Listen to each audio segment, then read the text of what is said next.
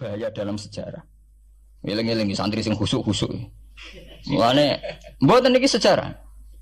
Mulane Kiai Memun, Kiai ngalim rata-rata gedeng santri khusuk dalam hal sejarah.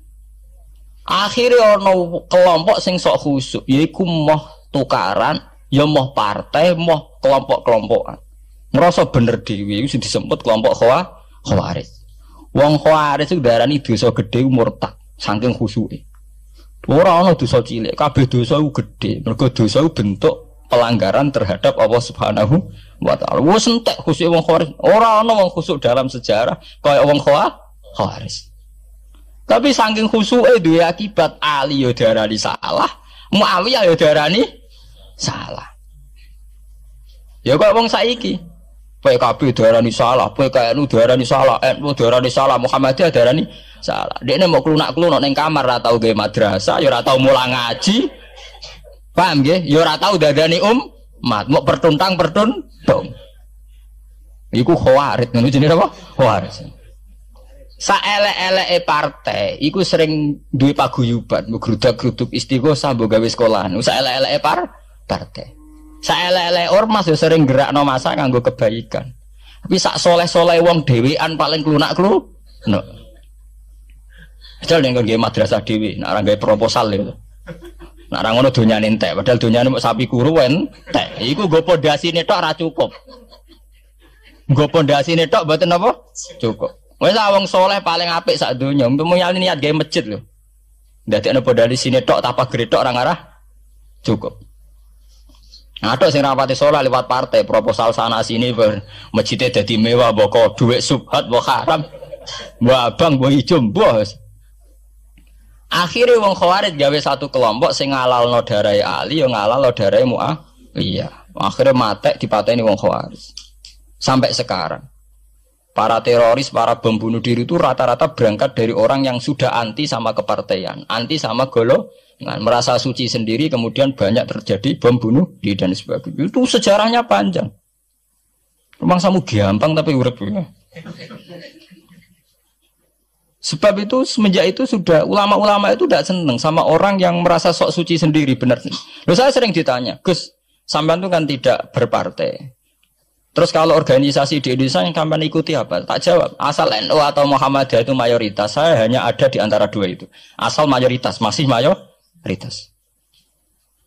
Soal aku tidak pengurus, memang tidak pengurus, tapi saya milih di antara NU atau Muhammadiyah. Asal masih mayoritas.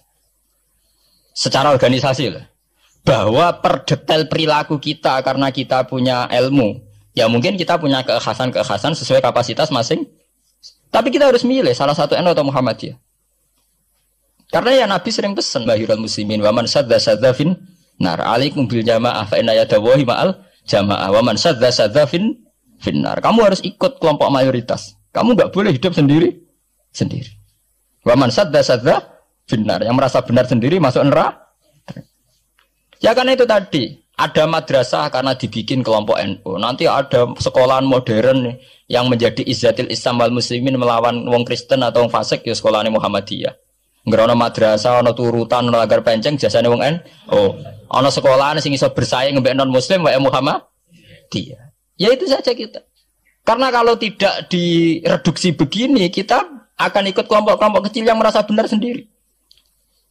Misalnya kelompok-kelompok yang kecil-kecil sing aneh-aneh. Itu kan mereka lebih orisinil. Tapi orisinil kelompok kecil tuh luwih ngeri. Misalnya kayak kemarin ada kelompok An-Nazir. An-Nazir mungkin dia bisa ngepas no dawe Nabi. Yang sing rambutnya diping dulu. Sing tenggene japos bodone beda mek bodo kita. Saya tuh pernah melihat di Metro, ini cerita intelektual. Pernah lihat di Metro wawancaranya ketua Jamaah An-Nazir. Itu dalam banyak hal memang mereka ingin memiripkan sama Nabi. Misalnya rambut dipilok, diping.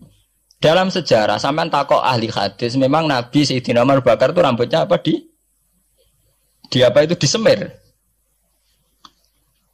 Terus mereka kalau sholat isya itu akhir. Katanya Nabi kalau sholat isya sulusul lail. Dan sebagainya, dan sebagainya. Tapi apa sisi yang dari itu terus kemudian merasa persis Nabi? Wong Nabi itu macam-macam. Beliau hidup itu berapa tahun? 23 tahun. Semenjak beliau jadi Nabi itu ngalami kenabian minten 23 tahun. Dan itu punya ikhwal-ikhwal yang rawan ada nasah mansuh. Seperti sekarang di Pondok Indramayu di mana-mana ada satu kelompok yang anggap kehidupan sekarang itu adalah periode Makkiyah.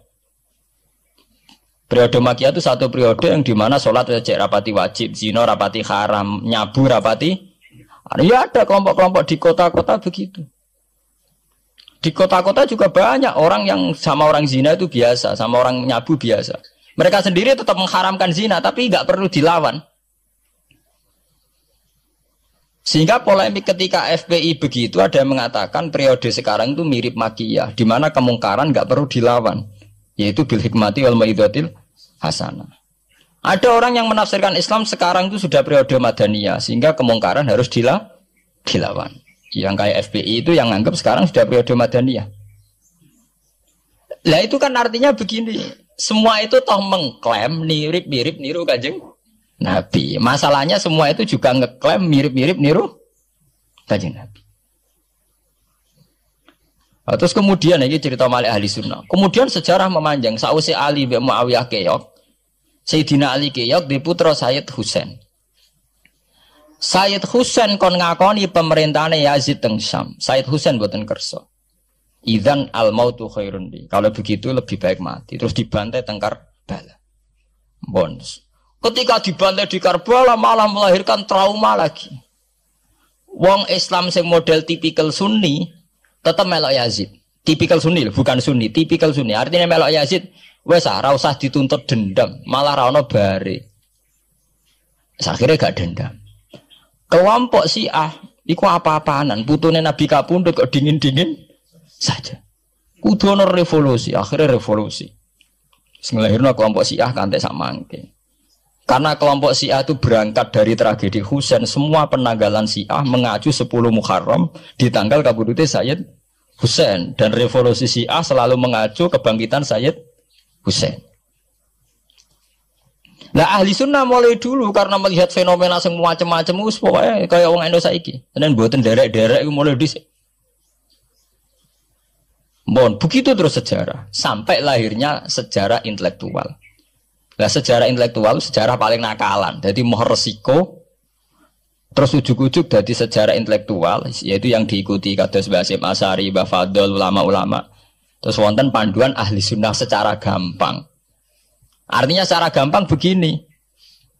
Ahli sunnah itu siapa? Orang yang dalam bermadzhab fikih mengikuti ahadul madzahib al-arba'ah. Orang yang dalam ilmu kalam mengikuti Abu Musa al-Asy'ari atau Abul Hasan al-Maturidi. Orang yang dalam tasawuf mengikuti Imam Junaid, Abul Qasim al-Junaidi atau Syekh Abdul Qadir al-Jilani. Ya begitu. Tapi kan mereka-mereka yang jadi panutan kita kan orang yang baru datang kemarin. Masa sahabat sabarani ahli sunnah? Tabi'in, masa tabi'in pengikut Abu Musa al-Asy'ari?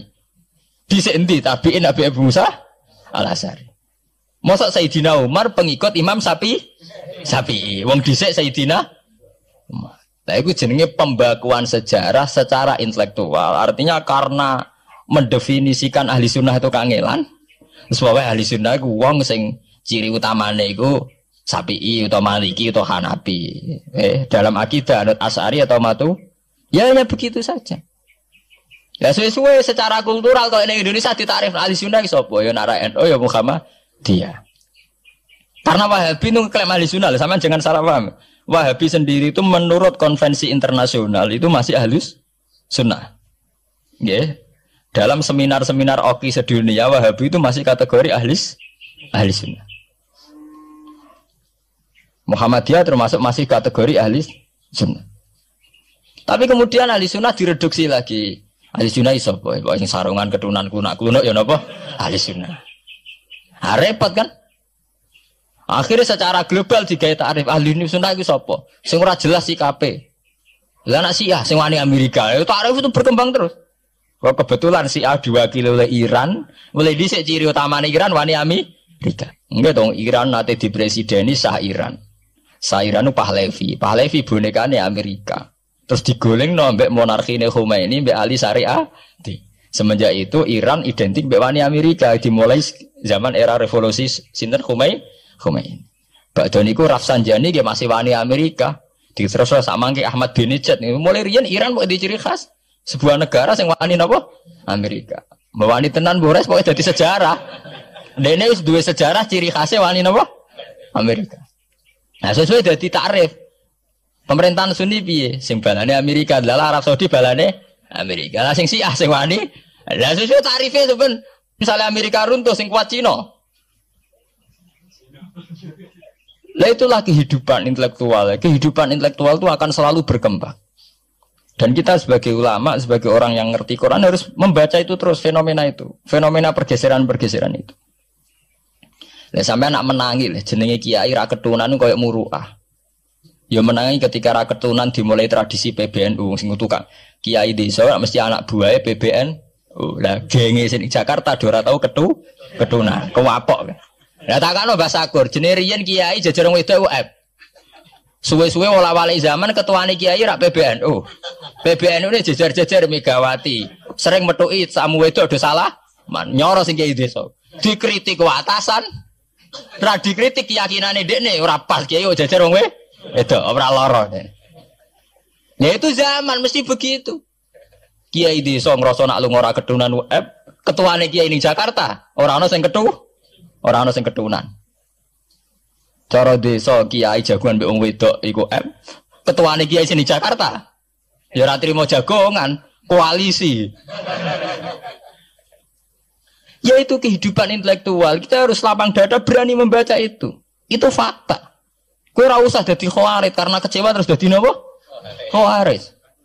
Kecewa Pak Hasyim Asy'ari, kecewa Gus Dur terus dadi khawarit klunak-klunuk mbek gremang-grem. Tidak bisa.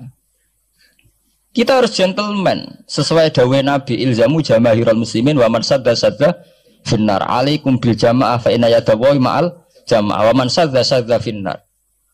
Mane kula umpama partai nggih milih sing gedhe, ormas nggih milih sing gedhe. Bukan oportunis ya milih yang itu. Mergo sing cilik-cilik malah bulet ngono ngaten. Paham nggih? Mungkin yang cilik itu benar tapi bulet. Cara bahasa ini dari mainstream saja, yang umum-umum saja. Kan kalau kiai kan buta lunga ra ketunan kira ketunan. Umume wong piye ge wae umum-umume wong. Kalau niku khusus umum-umume wong, sing ringan-ringan saja itu sing umum-umum saja. Gitu tadi ya. Karena sejarah ahli sunnah sendiri itu sejarah yang disederhanakan oleh proses intelektual. Kalau baleni malih sejarah ahli sunnah piyambak itu sejarah yang disederhanakan oleh proses intelektual. Ini ku kemudian ada takrif ahli sunnah ku sapa wong sing cara bermadzhab mengikuti ahadul madzhab al-arba. Cara bertasawuf mengikuti Abdul Qasim Al-Junaidi, nggih. Cara bertauhid atau berilmu kalam nganggo Abu Musa Al-Asy'ari atau Abdul Hasan Al-Maturidi. Tapi mana ada takrif itu zaman Nabi. Wong Nabi ora menangi periode ini Abu Musa Al-Asy'ari, ya ora menangi Abdul Hasan Al-Maturidi.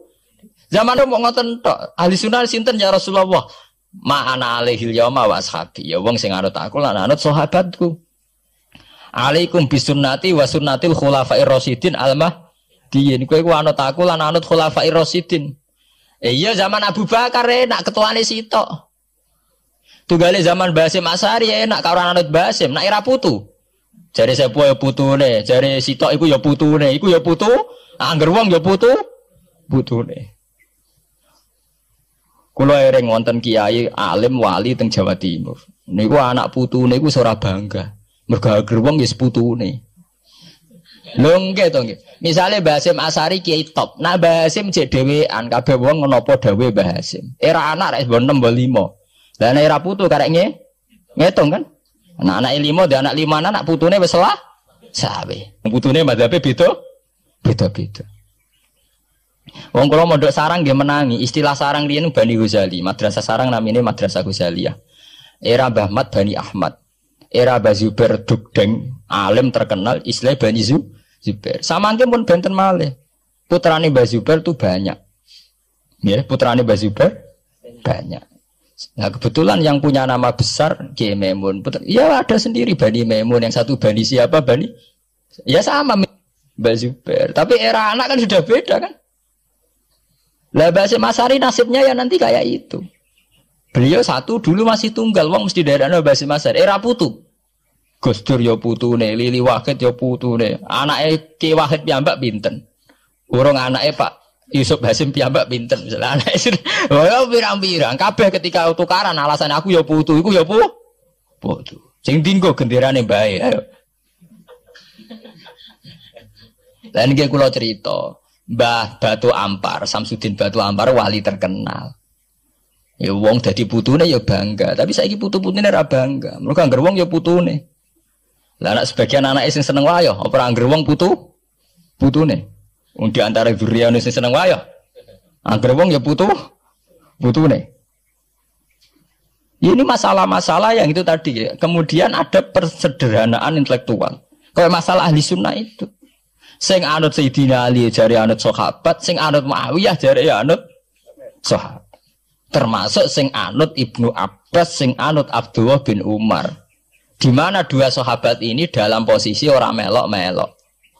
Makanya kayak saya, kayak ulama-ulama rata-rata mengikuti mazhabnya Abdullah bin Umar.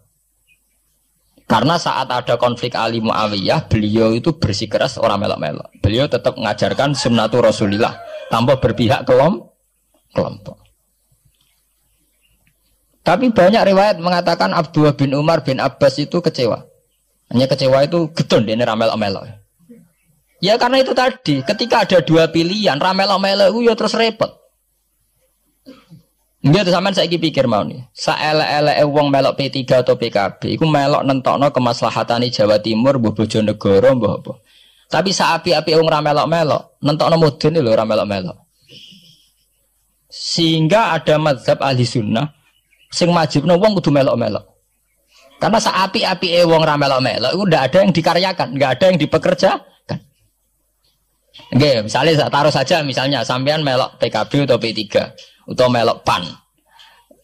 Saelek-elek melok iku mesti melok mikir nasib bangsa. Tapi saapi-api ra melok-melok ora ono sing mbok lakoni. Sebab itu ya banyak saja ulama yang mengatakan ketika ada partai yang macam-macam kayak kudu melok salah siji. Bukan apa-apa ya nganggo perhitungan amal. Kalau ulama ya pakai perhitungan apa? Amal.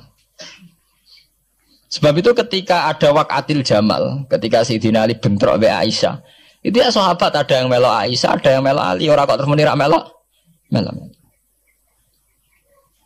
Ya tapi itu tadi kula mau matur teng awal, ketika Rasulullah dawuh kowe anut aku lan anut sahabatku, dawuh iku masih normatif.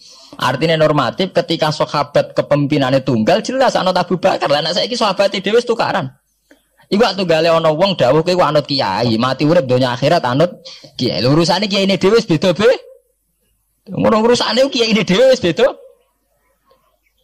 Ya iya misalnya kiai PKNU kan ngono alasane kowe anut kiai, anut sapa ora anut ya empun Mbah, tapi kiai kula P3. Mau cari kiai P3 kowe mati urip anut kiai empun anut Mbah, cuma kiai kula PKB. Lah ini masalah. Lah ahli sunnah itu kayak itu, posisinya itu begitu. Nah, kemudian konvensi internasional mengatakan daripada bulat ngono terus dibakukan secara intelektual dan diikuti oleh Mbah Hasyim Asy'ari, Mbah Fadl, ulama-ulama Indonesia terus gawe takrif sing sederhana. Ini terus dibakukan lewat kitab Al-Kawakibul Lama'ah sing disahkan Muktamar teng Jombang. Ahli sunnah pokoknya panduannya begitu. Fikih aja sampai metu ka madzhabul arba'ah. Tauhid aja metu ka Abu Musa Al-Asy'ari atau Abdul Hasan Al-Maturidi. Tasawuf anut Imam Abdul Qasim Al-Junaidi atau anut Syekh Abdul Qadir napa Al-Jilani. Ya, atau Imam Ghazali ya kayak itu. Artinya umpama bebas ngeri. Misalnya bebas ngeten. Fikih anut Dawud Adzairi, ora selingkuh terus nggih misalnya. Wong Dawud Adzairi syaratnya kawin kaya wong selingkuh. Mesine fikih anut Dawud Adzairi gak barbaran dah. Oleh kawin mut'ah, oleh kampung apa wali. Ora seneng hotel seksine supir tok terus kawan kawin. Lah umpama tasawuf anut Ibnul Arabi utawa anut Al-Hallas. Apa wahdati wujud kabeh manunggaling kawula ing Gusti. Untuk nggak tahu kita tasawufe kon anut Abdul Qasim Al-Junaidi sing kaya umume wong. Beliau sebagai ulama ya mulang ya kumpul wong. Lah munggo tasawufe anut Ibnul Arabi. Apa ra wahdatil wujud utawa anut Husain Al-Khallat apa ra dadi Siti Jenar. Paham ya?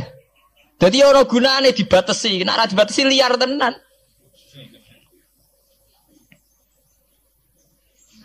Paham gak? Ini masalahnya bandingannya ekstrim. Misalnya fakih kok kowe anut Dawud Adzairi. Kaya apa? Nak kenaan ngomong sing mut'ah.